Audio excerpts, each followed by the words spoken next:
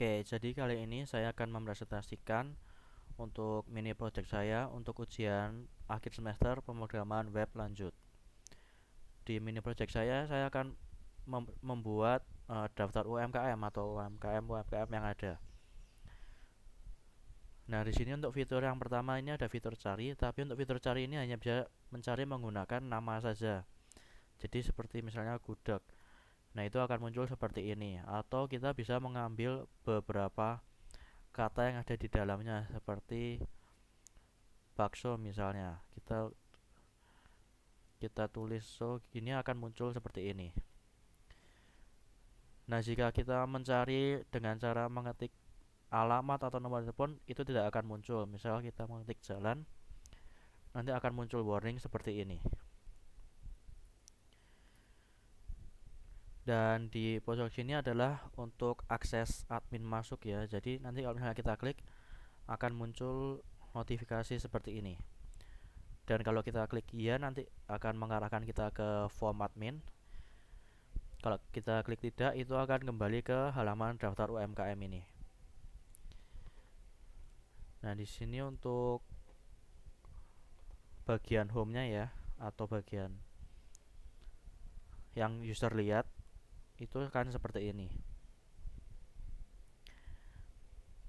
Ini adalah fitur untuk, bukan fitur, alert jika kita mencari, jika UMKM yang kita cari tidak ada.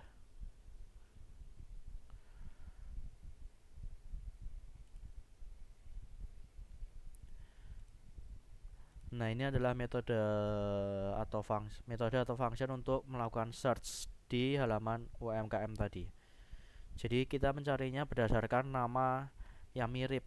Makanya kenapa kita bisa mencari jika kita ingin mencari bakso, kita cukup perlu mengetikkan SO, itu akan memunculkan bakso. Lalu kembali ke sini, maka di sini kita akan mencoba untuk login sebagai admin ya.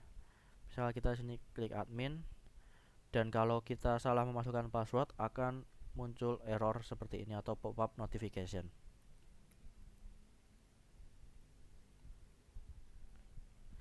Nah, setelah masuk kita akan langsung diarahkan ke halaman utama admin atau dashboard admin. Untuk sebelumnya, untuk dashboard admin ini ada total UMKM. Total UMKM ini berdasarkan data UMKM yang ada. Jadi data UMKM yang ada sekarang ada 18. Dan untuk tampilan UMKM terbaru ini, kita hanya menampilkan 5 UMKM terbaru saja yang baru diinputkan.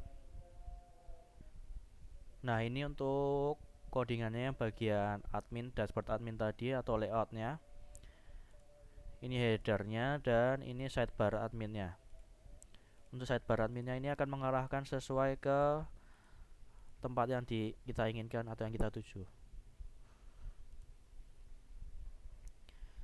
Dan ini halaman dashboardnya atau yang kita melihat total UMKM ini, status adminnya, dan ini untuk menampilkan daftar-daftar UMKM yang terbaru. Data apa yang kita tampilkan. Lalu lanjut, di sini kita akan masuk ke halaman daftar UMKM. Nah, untuk daftar UMKM kurang lebih tampilannya akan seperti ini. Dan saya belum menggunakan pagination, jadi datanya masih banyak ke bawah. Untuk daftar UMKM-nya kurang lebih hanya untuk aksinya ada edit, hapus, dan juga tambah. Nah, untuk form nambah UMKM kurang lebih seperti ini. Kita mungkin bisa mencoba memasukkan satu data lagi.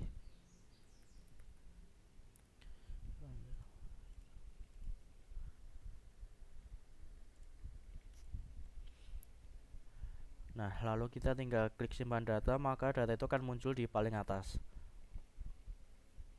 Kalau misalnya kita di sini klik kembali, maka akan langsung mengarahkan kembali ke halaman daftar UMKM.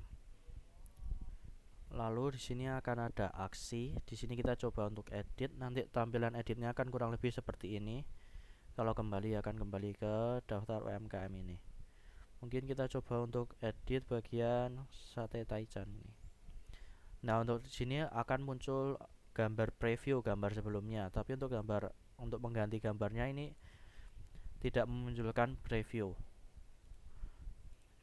Open, update, lalu akan muncul pop-up notifikasi berhasil diupdate, dan data diganti tetap tidak akan kembali ke atas, jadi tetap di nomor urutannya. Nah, ini adalah bagian untuk kita mengedit. Ini adalah untuk codingan untuk menunjukkan preview atau gambar lamanya, dan ini sama seperti di halaman Create UMKM tadi.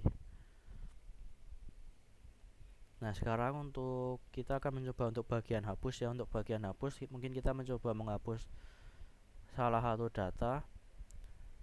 Nanti akan muncul pop-up notif seperti ini dan ada notifikasi UMKM berhasil dihapus. Dan untuk di halaman dashboard juga total UMKM-nya akan berubah sesuai dengan jumlah UMKM yang ada.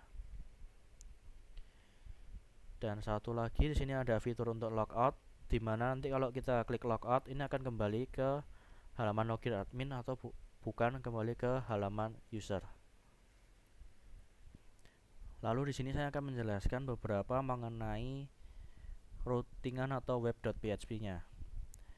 Ini adalah routingan awal atau halaman pertama yang user lihat, dan user juga bisa melihat ini, tapi user untuk mengakses lebih dalamnya lagi harus bisa login, dan ini adalah fungsi login untuk menjaga supaya user yang bukan admin tidak bisa login. Dan ini adalah root yang hanya bisa diakses oleh admin, seperti create, edit, update, dan juga delete. Mungkin kurang lebih seperti itu yang bisa saya sampaikan di presentasi kali ini. Terima kasih.